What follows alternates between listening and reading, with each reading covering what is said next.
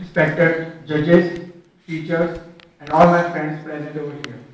Today, I am Deepak Bandwal. I am studying in SY BCom as a student of A Division, and I am delivering my speech on very beautiful or very interesting topic, that is, if I were the Prime Minister of my country. Friends, I have lots of plans, lots of schemes, lots of ideas into my mind for the development of my country, for the re-improvement or for the goodness of my country. Friends, first of all, I try my level best to make my country as a strong nation, as a self-respecting nation. Friends, I also try my level best to make my country as a great power that none of the countries dare to attack India. Friends, the second thing is that a problem that neutralizing all the efforts to improve the standard of living of the masses is that of overpopulation. You know what? In 1951, when the first census after the partition of the country was taken, the population was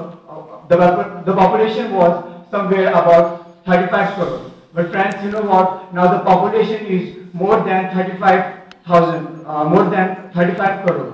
So, as a Prime Minister, it's my duty, it's my responsibility to tackle this situation of overpopulation, to tackle this situation on war footing. So, friends, another thing that I want to share with all of you, that that another great drawback in our country is that ignorance and illiteracy. Many people even still don't know how to read their names and how to write their names.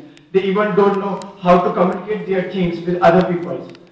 Friends, one more thing that according to me, I will impose heavy taxes on rich people so that the money which is collected from them, I will use that money to helping my nation, to helping the poor people in our country.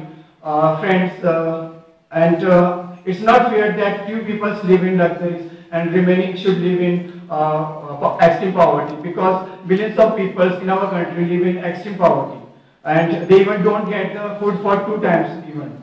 So friends, according to me, without wasting the time of further performing, friends, I just want to say that I still have so many plans into my mind for the development of my country, but it is just because of lack of time that prevents me from mentioning them all here. Thank you very much for giving me this opportunity to speak in front of you. Thank you.